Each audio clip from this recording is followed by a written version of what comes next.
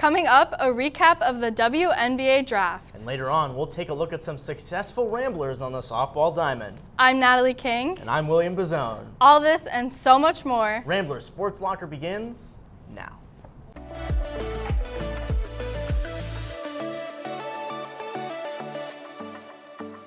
How are you feeling about school ending in a few weeks?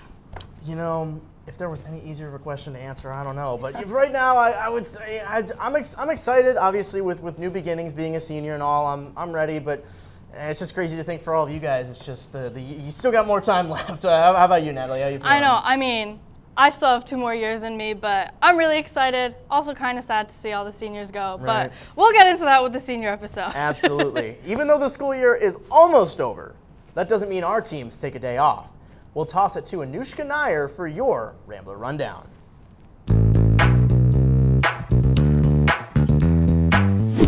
Thank you, William. Our number 11 ranked Ramblers volleyball team season ended last night in a 3-1 loss to Ohio State in the semifinals of the MIVA Conference Tournament. The team made it to Muncie, Indiana after they defeated McKendree in the quarterfinals last Saturday in 3 sets. Parker Van Buren was named MIVA Player of the Year and led in that game with 18 kills in 24 swings. Loyola's women's softball team is on a 4-game win streak after they beat St. Bonaventure over the weekend. The Ramblers are tied for 5th place in the Atlantic 10, heading into a 5-game homestand. Peyton Pepkowski starred as she started the sweep with a 4-0 shutout in Game 1. She struck out a career-high 17 batters, marking her 6th shutout of the season and her 10th win. The track team had a very eventful week in California as they clocked 6 program top 10 times, as well as 14 personal records. Royce Tracy ran a PR at the Brian Clay Invitational in the women's 3,000-meter steeple and remains 3rd of all time at Loyola. Aiden Grass joined Tracy and gained the title of 10th of all time at Loyola. The Ramblers will be taking a week off before they return to the races at the Drake Alternative Meet on April 27th at UW Whitewater. Finally, let's talk about our Loyola dance team. The team traveled down to sunny Orlando to compete in the College Classic debut competition. They came 3rd place in D1 Palm and 12th place in D1 Jazz. Those girls sure know how to move. More details later in the episode. That's all for this week's Rambler Rundown. For Rambler Sports Locker, I'm Anoushka Nair. Thanks, Anoushka. Some teams are looking for new beginnings, especially those in the WNBA. Bella Giudice joins us now to break down Tuesday night's draft. The WNBA draft took place on Tuesday night in Brooklyn. Anticipated Iowa College basketball star Caitlin Clark was drafted number 1 overall to the Indiana Fever. Her jerseys are selling like hotcakes and have completely sold out of every size. The Chicago Sky selected Camila Codorso from South Carolina with the 3rd pick and Angel Reese from LSU with the 7th pick. The Chicago Sky veterans were happy to add these fantastic talents to their roster. It was a big night for women's sports, as this was the most anticipated WNBA draft class in recent memories. This comes after one of the most watched WNBA seasons in the league's 27-year history. I can't wait to see all these ladies in action. For Rambler Sports Locker, I'm Bella Giudice. Now, let's take it back to Natalie. Thanks, Bella. The WNBA teams aren't the only ones with some updates to their rosters. The USA Olympic men's basketball team just finalized their star-studded team. Thanks, Natalie. Team USA released an absolutely stacked roster for the upcoming Paris Olympics. This roster contains 11 of the 2024 NBA All-Stars. LeBron James will head to the Olympics for the first time in 12 years. Devin Booker from the Phoenix Suns and Bam Adebayo from the Miami Heat will return after their 2020 Olympic gold medal win. Anthony Davis from the Los Angeles Lakers hasn't played in the Olympics since 2012, but will return for this year's games. And seasoned player Kevin Durant will return, hoping to earn his 4th Olympic gold medal. And for the first time, Stephen Curry will play at the Olympics. The whole team has a combination of 10 Olympic gold medals, and 4 players on the roster have previously won an MVP. While these players together have an impressive rep, they will be facing tough competition in the City of Light. The first team they will be playing is Serbia, who has MVP Nikola Jokic. If the U.S. wins, this will be their 5th consecutive gold medal. I'm excited to see if this year's roster can make it happen. For Rambler Sports Locker, I'm Shreeya Pattekar. Next up, reporter Sarah Mahaney brings us the latest news on Loyola's dance team.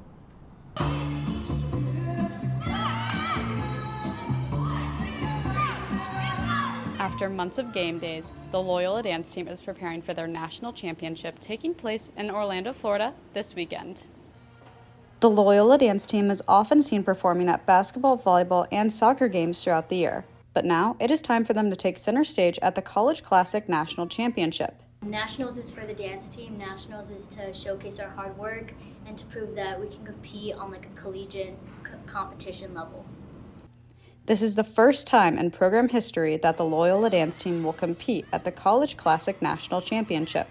The dance team took 2 routines to Orlando. Their pom routine highlights energetic choreography set to fast-paced music, while their jazz routine showcases artistry and contemporary movement. The team competed against 16 other teams in semifinals on Friday, April 12th, and finals on Saturday, April 13th. They placed 3rd in pom and 12th in jazz. In competitive dance, every second counts. The team first learned the choreography in August, but cleaned every second of their routines in preparation for nationals. In rehearsals, dancers provide feedback, review footage, and focus on the details. We practice the same 2 minutes over and over and over again until it's perfect, and that's like weeks and weeks and weeks. So it's a lot of work for basically 1 or 2 chances. This is Coach Beth Weingartner's first season with a collegiate dance team. After dancing in college and coaching at the high school level, Weingartner was excited for a new challenge. It's been so special. It's been a wild, crazy year, but the dancers are so talented, and I feel like I landed in such an incredible place at Loyola. Next up for the team is audition season and their national summer camp beginning next fall. From the Alfie Norville practice facility, Sarah Mahaney, Rambler Sports Locker. Thanks, Sarah. In softball news, pitcher Peyton Pipkowski and infielder Sydney Barnett won Atlantic 10 weekly honors after sweeping St. Bonaventure University this past weekend. This is Pipkowski's 2nd straight Pitcher of the Week nod and Barnett's 2nd Player of the Week award this season. In the first game against Bonaventure, Pipkowski notched her 10th win with a 4-0 shutout. She leads the A-10 as it was her 6th shutout of the year. She struck out a total of 17 batters in the game. Barnett went 3 for 3 with a double, a home run, and 2 RBI. In the second game, she added a hit, finishing with an overall slugging percentage of 1.1600 and an on-base percentage of .889 on the day. For Rambler Sports Locker, I'm Evan Nave. Back to you, Natalie. Thanks, Evan. Sounds like it's been a great week for our softball team. In addition to the 2 players who won the weekly awards, pitcher Andy Bronowitz threw a no-hitter in Game 2 of Saturday's matchup against St. Bonaventure. It's also been a great week for golf fans, wouldn't you agree? It was indeed, Natalie. A tradition unlike any other. The Masters, one of golf's 4 major tournaments, was played this past weekend, and Joey Knese has your recap. Joey? Thank you, William. All eyes were on Georgia this past weekend as the 88th Masters were held at the Augusta National Golf Club. Scottie Scheffler took home his 2nd green jacket in the past 3 years, solidifying his dominance in the world of golf. Scheffler beat out 2nd place Ludwig Åberg by 4 strokes with a score of 11 under par.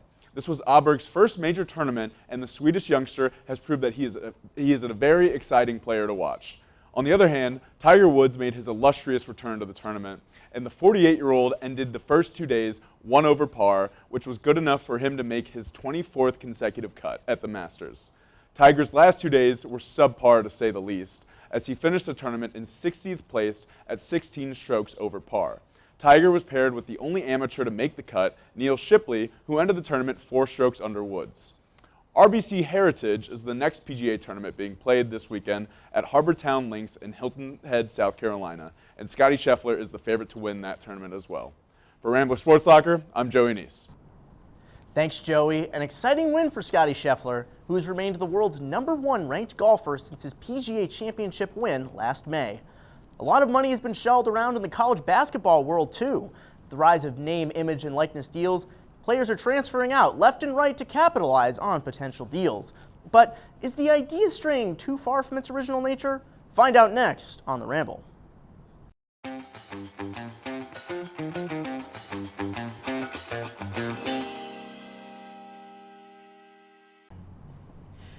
to our final edition of the Ramble for the semester. I'm your host, Lucas Kihmm, here with Oliver Allen and William Bazzone.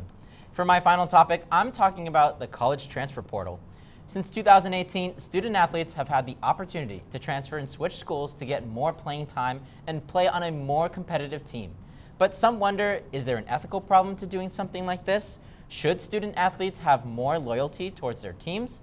And to another point, how has the transfer portal affected Loyola and their players who have come and gone? William, let's hear your take. Well, Lucas, you already know I'm the big college basketball guy here, and for me, I just think the portal's getting a little overblown, guys. Look, you look at some of these smaller conferences like the MAC with 2As, you look at the Missouri Valley and even the Atlantic 10, a lot of these teams, like, well, I guess in the Missouri Valley, you're looking at, Indiana State, you're looking at Northern Iowa, Drake, all these teams are losing key players to bigger schools. And the same thing in the Atlantic 10.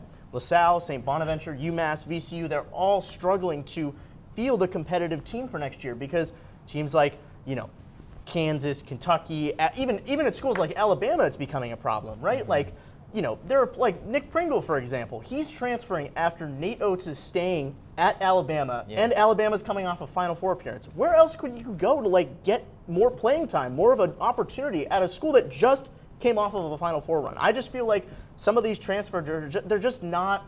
It doesn't feel like there's a lot of purpose behind it, other than a personal choice. Yeah, exactly. And obviously there's NIL, and I don't want it to make it seem like, well, I don't think players should be allowed to monetize themselves, but it feels like just some of the intentions behind it. It just doesn't seem like it's all like, oh, well, I need to transfer. You know what I mean? Oliver, what do you think? I'm going to side more with the players on this one. I think that I am fully in favor of us giving players a lot of freedom. I think allowing the players to do what's best for themselves, because sure, you do have scenarios where it's like, oh, maybe they just have a personal preference. But I think the large majority of these transfers are players being like, hey, I can get more recognition and I have a higher chance of achieving my dream and turning this into a personal career if I switch schools. And I just think that needs to happen for the players. And I think also, a lot of these players, when you commit to a college, you are not going to be fully physically developed. You might be physically developed than a lot of other guys at your age. And I think that decision to that college really should not be very binding to these players as regards to their future and their chances of making it to the league. I think that a choice that they made when they might have not been as skilled at the game, they might have not been fully built and everything, shouldn't really decide that career. But what about, we talked about Loyola, Lucas. Obviously, Braden Norris, right? A guy who could have gone Power 5 in his last year.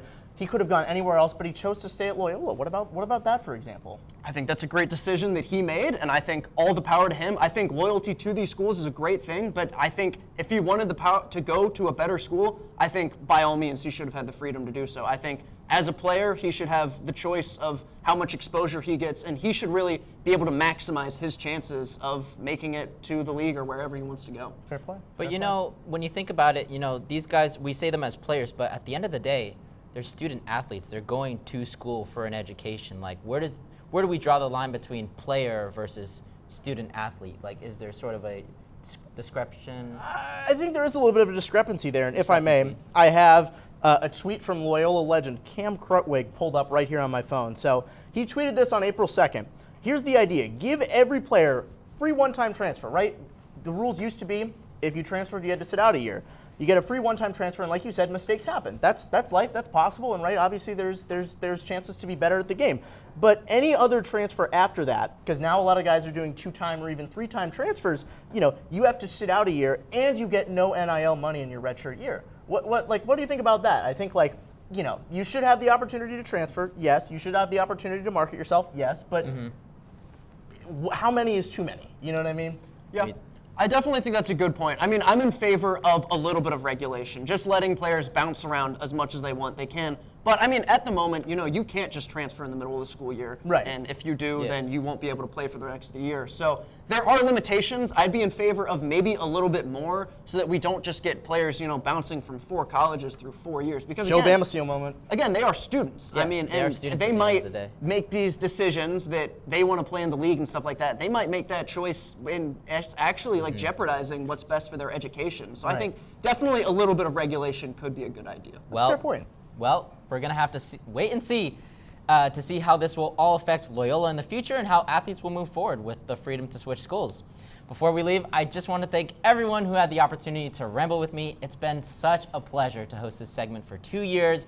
I've had so much fun hearing all the debates, and I hope RSL continues to ramble. Take care and have a great day. Thanks, everyone.